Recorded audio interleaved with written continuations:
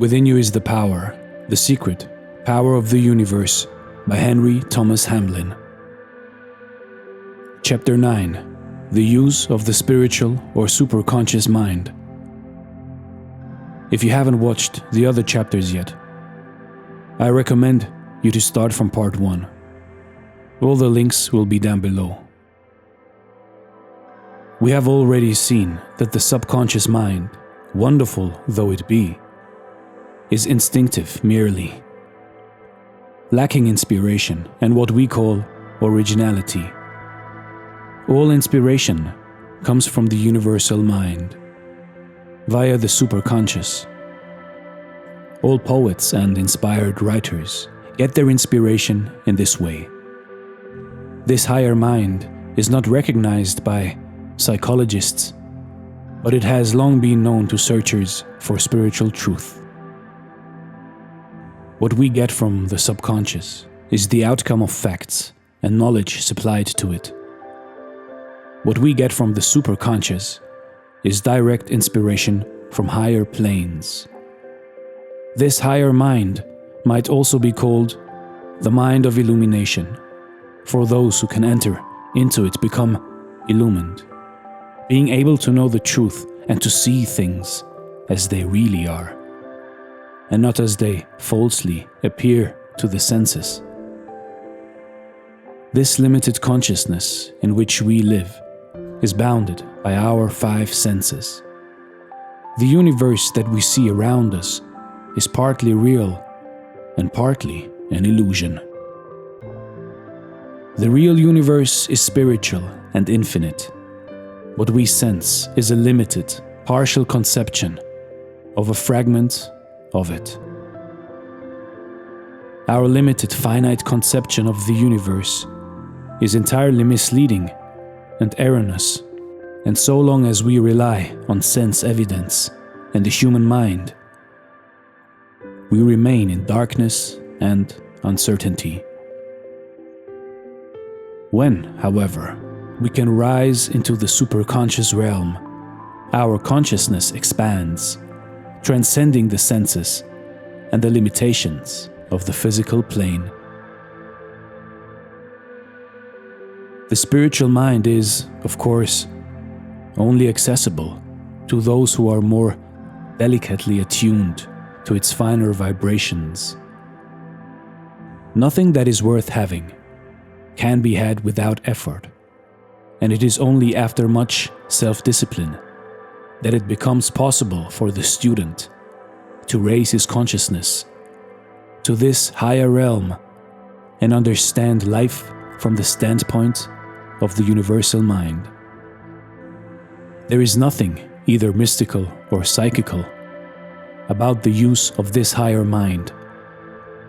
One who makes use of it becomes spiritually minded, that is all. He does not go into trances, nor need to become clairvoyant. He simply remains a sane, normal individual, with this difference only. He makes use of more of his mind than does the ordinary individual. One who is able to use this higher mind develops that which has been termed the divine quality of originality. If ever a person is to rise above the dead level of mediocrity, it must be through direct inspiration from higher planes. Through his superconscious mind.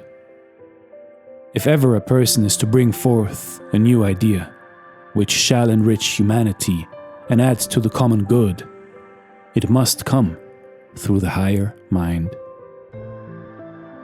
One who is properly attuned becomes, through the superconscious mind, a recipient of knowledge that is above human and wisdom that is divine. He knows by direct knowing. He becomes wise through an influx of divine wisdom. He is able to distinguish between the real and the sham, between the gold and the dross. He is also able to see and recognize the right path in life, a thing utterly impossible to the mind of the senses, and to tread it thus being led into the only true success and real good of which his life is capable. Let it be said here that all wisdom must come from within. While books and the written word may be helpful, it is the spirit within the reader that illumines the world and makes it real and true to the seeker after wisdom.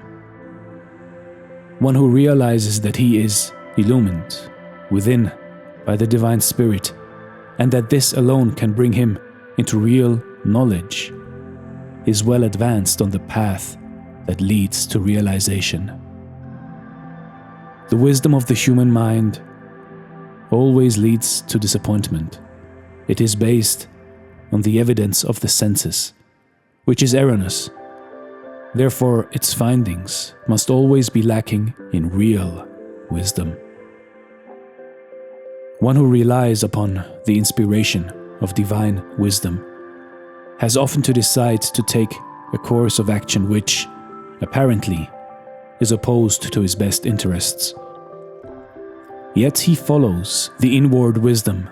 He finds that he is always guided aright, and, later, has cause to be devoutly thankful that he followed the gleam.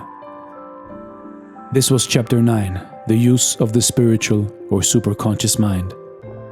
From Within You is the Power, The Secret, Power of the Universe by Henry Thomas Hamlin. This is Dare to Do Motivation. Thanks for watching, and stay blessed.